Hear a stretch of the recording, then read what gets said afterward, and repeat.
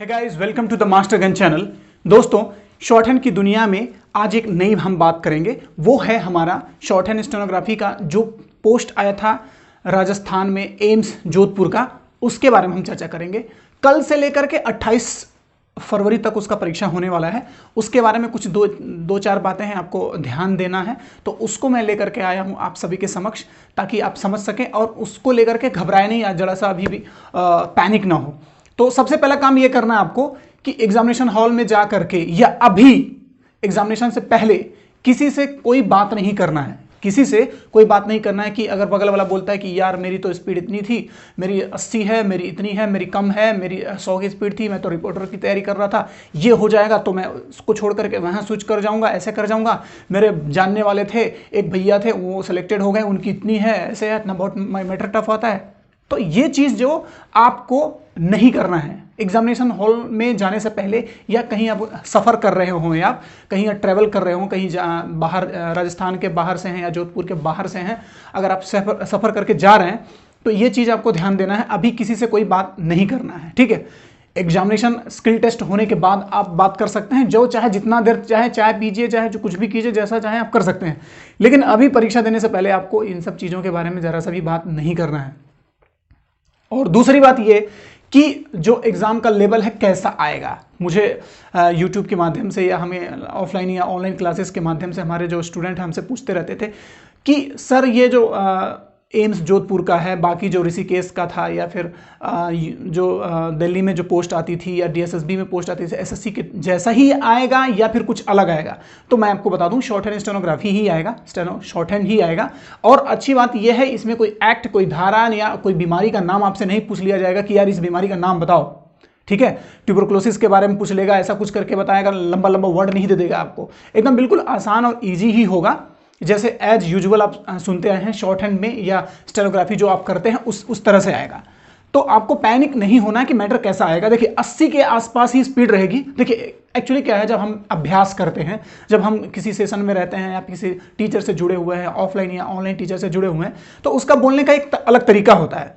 तो हो सकता है कि वो आवाज़ आपके कानों तक बहुत अच्छी लगती हो, बहुत अच्छे से जच गए हों आपको। अब जब नया आवाज़ कोई, क्या हो सकता है, सुरीला हो या किसी लेडीज़ की आवाज़ हो, या बहुत ही बकवास हो, या कोई बुजुर्ग व्यक्ति रिकॉर्ड कर रहे हों, लेकिन आपको स्पीड 80, 81, 82, 85 के आसपास ही रहेगा। देखिए बोलना है, जितना टाइम उनका पहले से फिक्स है उतना ही बोलना है।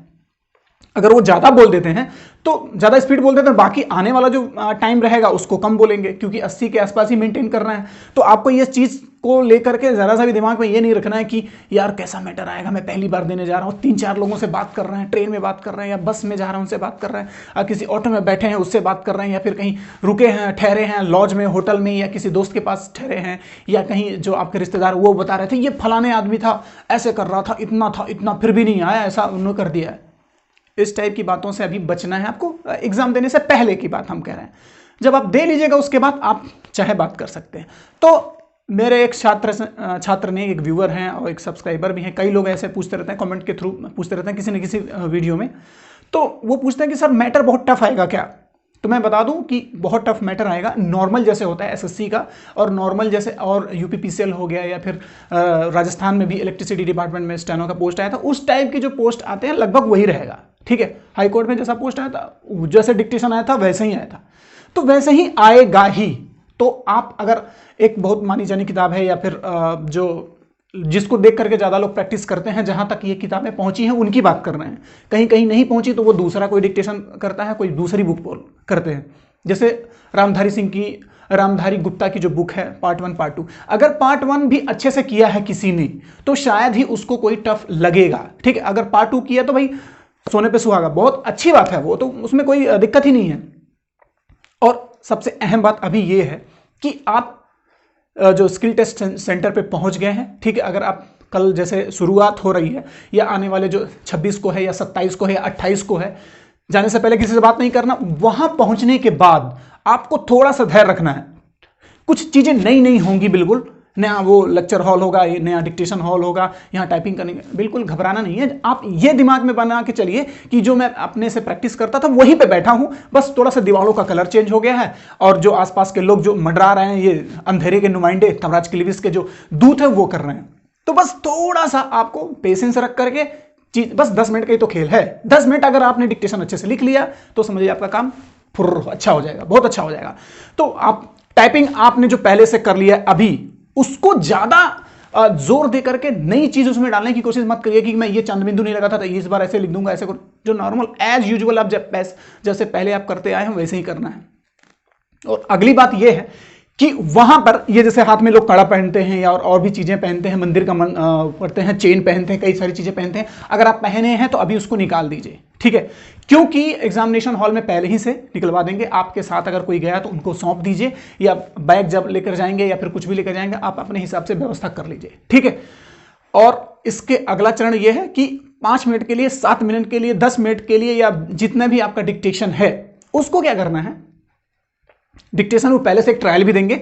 अगर आपको जरा सा भी कोई डाउट है ट्रायल वाले में तो तुरंत ही बोल दीजिएगा कि हमको सर ये प्रॉब्लम हो रही है, ये बेंच हिल रहा है, ये वो हिल रहा है, मेरा ये पेंसिल स्लिप कर रहा है, ये कर रहा है। तो ये चीज आप पहले से आप वहां पे बता दीजिएगा, पहले पूर्वत आप वहां पे दे दीजिएगा। नहीं तो आने वाले टाइम पे भाई बोल देंगे कि 10 मिनट का खेल है, इतने महीनों के बाद का आपका वो पोस्ट आया, उसके बाद आपका काम खत्म हो जाएगा। तो पहले ही बता दिए सर मेरा कीबोर्ड अच्छा नहीं है, मेरा ये जहां मैं लिख रहा हूँ टेबल हिल रहा है, या मुझे वो जो साउंड सुनाई नहीं दे रही है। इस चीज को आपको ध्यान देना है, आप इस चीज के जिम्मेदार खुद है, आपको खुद ही समझना होगा ये चीज, ठीक है? और जो हम चरणबद्ध तरीके से जा रहे हैं, नंबरिंग आप कर लीजिए, क्या क्या मैं बोला हूं आप एक बार सुन लीजिएगा, मजा आ जाएगा आपको, ठीक है? और अगर मान लीजिए कोई पेन से लिखता है तो कोई दिक्कत नहीं, एक पेन मत लेके जाइएगा, कम से कम 2 या 3 लेके जाइएगा। लेक्चर हॉल में भी 2-3 लेके जाना है, उसके पीछे रीजन है। एक्चुअली क्या होता है कि अचानक इतना ज्यादा प्रेशर दिमाग पर बढ़ने लगता है, वो चीजें समझ नहीं आती हैं, और हम नए जगह पे जाते हैं तो उंगलियां ये स्लिप करने लगती है, इसमें पसीने होने लगते हैं, आपको अच्छा लगेगा यार, कांपने लगेगा हाथ, अंदर से घबराहट होने लगी। जो पहले से दे चुके हैं उनके बारे में हम बात नहीं कर रहे हैं, जो खुद सामर्थ्यवान हैं, जो इस चीज में बहुत अच्छे से परफॉर्म कर जाते हैं, तो उनके लिए मैं बात नहीं कर रहा हूँ। लेकिन मैं उनके लिए बात कर रहा हूँ जो पहली बार देने जा रहे हैं शॉर्ट हैंड, इनसे चीजें कभी मुकाबला नहीं हुआ, कभी भेंट नहीं हुआ है, मैं उनके लिए बोल रहा हूँ। 2-3 पेन लेके जाइए, सबको खोल करके रखिए, उसका ढक्कन जो कैप होता है उसको बाहर रख के आइए, ठीक है? 2 इसमें रख लीजिए, 1 इसमें रख लीजिए, या 1 इसमें रख लिया, 1 इसमें, साथ में लेकर के बैठे रहिए ऐसे, जैसे लिख रहे हैं, जरा सा भी छोड़ दो उसको, दूसरा उठा लो, ठीक है? समझ रहे हैं मेरी बात?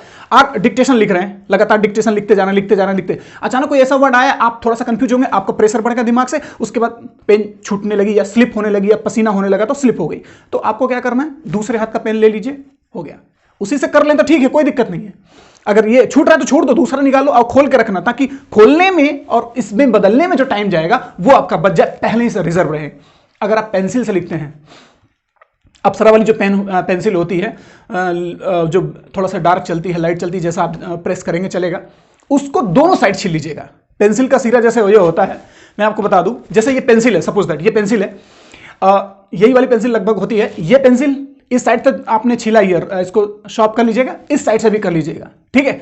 और ये वाली पेंसिल थोड़ी सी चमकीली है, थोड़ा सा स्मूथनेस इसमें ज्यादा है, तो आपको क्या करना है, इसको कहीं रफ प्लेसेस होगा या फिर कोई ईंट होगा या दीवार होगी, कुछ भी ऐसा होगा, थोड़ा सा इसको छील लीजिए, क्योंकि जब इसमें हाथ में पसीना होगा तो ये खूब स्लिप करेगा तो आपका काम तमाम खत्म हो जाएगा। तो आपको पहले से ही करना है, इसको छील लीजिए, दोनों साइड छील लीजिए इसका पेंसिल, ये भी, और एक एक्स्ट्रा पेंसिल जरूर लेके जाएं। एक एक्स्ट्रा पेंसिल, मान लीजिए खुदा ना खास्ता आपका किस्मत खराब है, आप लिख रहे हैं, ये स्लिप करके गिर गई, फिर उठाने जाएंगे तब तो 2-3 लाइन खत्म हो जाएगा आपका। तो इसके लिए आपको एक पेंसिल और लेके चलना है और दोनों साइड छील लेना है, दोनों साइड छील लीजिएगा। उसके बाद ऐसा लिखिए, अगर गलती से छूट के जाने दो उसको, दूसरा हाथ में से लेकर के किया।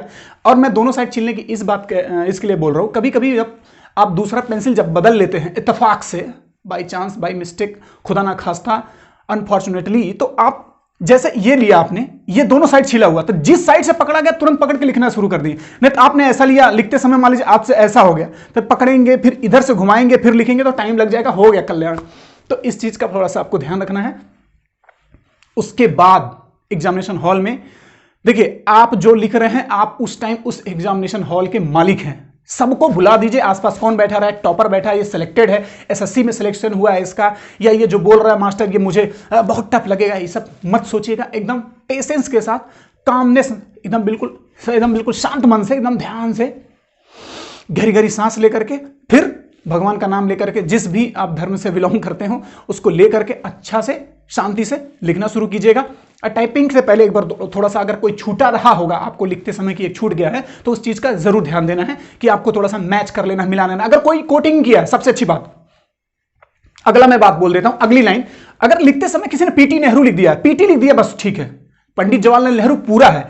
तो अगर इंग्लिश में आपने पीटी लिखा है तो उसको जब आप टाइपिंग कर लीजिएगा या रिवाइज करने का टाइम देते हैं 2-4 मिनट का, तो आपको यही करना, उसको पीटी नेहरू की जगह आपको जो शॉर्ट हैंड में आप जिस माध्यम से जिस प्रणाली में सीखे हैं उसको जरूर कर दीजिएगा। उससे यह होगा कि अगर मान लीजिए बाय द वे आपकी कॉपी चेक होती है कि आपने लिखा है तो कोडिंग करके, एक ऐसा नियम होता है, जैसे सीआरपीएफ हो गया और भी कई ऐसे डिपार्टमेंट हैं जहां हाईकोर्ट, कुछ ऐसे हाईकोर्ट है, वो इस चीज को नहीं मानते हैं कि अगर आपने एक लैंग्वेज सेलेक्ट करके एक लैंग्वेज में आपने हिंदी का आपने दिया है तो हिंदी ही लिखिए, इंग्लिश ना लिखिए, ऐसा कुछ है। ये आपको टर्म्स कंडीशन रूल्स और रेगुलेशन तब पढ़ने को मिलेगा जब आप विधिवत पढ़ेंगे, जहां वो चिपकाया रहता है, चस्पा हुआ रहता है वहां पर, ठीक है। और सबसे आखिरी और सबसे अच्छी बात यह है, जो काम वाली बात है, बाकी हम थोड़ा सा और बात कर लेंगे, वो ये है कि जो शॉर्ट हैंड डिक्टेशन है, ठीक है, उसको के, का, की, के मात्रा, इन्होंने, वहां का जो बिंदु होता है, चंद्र बिंदु होता है, वहां पूछ लीजिएगा एक बार, सर इसमें कोडिंग कैसे लगेगा। अगर आपने तैयारी नहीं किया, आप कोई नए नए हैं, नवधुआ हैं, तो आप थोड़ा सा पूछ लीजिएगा कि सर हम इसमें क्या करें, ये हमारा बिंदु लगा के ऐसे चलें कि नहीं, वहां पे चंद्र बिंदु लगाएं, माँ आप लिखना है, कहीं माँ आ गया तो चंद्र बिंदु लगाएं कि एक छोटा सा बिंदी लगा के काम चले। नहीं जो लिखा जाता है, नहीं, न, हाँ पे, ई पे छोटी की मात्रा होती है, जो बड़ी की मात्रा होती है एक बिंदु के साथ होता है, वो चीज जरूर लगाइएगा। हर जगह कोशिश कीजिएगा, एक बार 2 बार 3 बार आपको वो जो टाइप करके मैटर रहता है उसको जरूर पढ़िएगा। कहां पे ज्यादा गैप हो गया है, कहां एक्स्ट्रा स्पेस कर दिया आपने, मात्रा सही लगाया कि नहीं लगाया है। मैंने बहुत लोगों ऐसी कॉपियां जांची हैं जिसमें इस तरह की बहुत प्रॉब्लम होती है, एकदम बिल्कुल कॉमन मिस्टेक होती है। इस चीज को ध्यान रखना है। और देखिए कितने लोग ऐसे भी होते हैं कि जिनका सब कुछ अच्छा होता है, लेकिन जब टाइप करके देते हैं तो वो उसमें मिस्टेक हो जाता है। तो मैं आपसे अनुरोध करता हूं, आपको अच्छा सा सजेशन देता हूं, एकदम फास्ट एंड फॉरवर्ड माइंड से इस चीज को समझिए और लिखने से पहले, टाइप करने, सबमिट करने से पहले 2-3 बार आप जरूर देख लीजिएगा कहां बिंदु लगाना है, कहां के लगाना है, कहां के करके ऐसा करना है, ठीक है। इस तरह की अगर कोई भी आपको बाद में प्रॉब्लम होती है, डिक्टेशन कैसा रहा, इस बारे में हमको जरूर बताएंगे आने वाले टाइम पे कि हमको सर ये हो गया था, हमारा ये है। आप अपना फीडबैक, अपनी बात, अपना जो आपने जो एग्जामिनेशन हॉल में फील किया है और मैटर कैसा आया था, ये जरूर बताइएगा हमें, ताकि हम आने वाले टाइम पे और भी बेहतर तैयारी करवा सकें। क्योंकि हम खुद जैसे ऑनलाइन या ऑफलाइन हमारी जो कोर्सेज चलती हैं, जैसे विराज एजुकेशन एकेडमी हो गया, मास्टरगंज चैनल पे खुद, और ऑफलाइन क्लासेस में जैसे हम मुखर्जी नगर दिल्ली में जो क्लास लेते हैं उसमें हम जब प्रैक्टिस कराते हैं तो उस चीज़ को हम और ध्यान दें, जो हमसे जुड़े हैं उनको और भी हम इसको एक्सप्लोर करें, बच्चों को समझाएं कि ये चीज़ें होती हैं, इस चीज़ से थोड़ा सा बच के रहो। तो आप अपना फीडबैक जरूर दीजिएगा, अपनी बात जरूर बताइएगा कि एग्जामिनेशन में हॉल में मैटर कैसा आया था, आपने कैसा किया और आपको कैसा, कहां पे क्या गलतियां हुई, जरूर करिएगा, ठीक है। और आप अपने सुनहरे भविष्य के खुद जिम्मेदार हैं, इस चीज को जरूर मान के चलिएगा। और कोई ऐसा बोलता है वैसा बोलता है, किसी से डरना नहीं है, किसी बात को लेकर के पैनिक नहीं होना है कि ये ऐसा मैटर आया था, उसने ऐसा बोला था, इसके पहले ऐसा आया था, इतनी कट ऑफ गई थी। मौसम बदलते और टाइम बदलते और ये दुनिया की राजनीति में बदलते, हर चीज का कोई एक तुरंत लिमिटेड टाइम होता है, वो बदल जाता है। तो आपको इस चीज को ध्यान रखना है, ठीक है। जुड़े रहें हमसे, ये वीडियो ज़्यादा से ज़्यादा लोगों को फैलाएं, ज़्यादा से ज़्यादा लोगों को बताएं, अपने सब्सक्राइबर, अपने दोस्त, अपने फ्रेंड, अपने जो रिश्तेदार हैं सबको बताएं कि किस तरह से क्या क्या क्या होता है। ये छोटी छोटी बातें हैं, आपको जानकर बहुत अच्छा लगा होगा और उम्मीद करता हूं कि अगर समझ में आया है और मेरी बातें समझ में आई हैं तो आपको वीडियो को लाइक करें और दोस्तों को ज़रूर बताएं और सब्सक्राइब करें चैनल को और शेयर करना ना भूलें।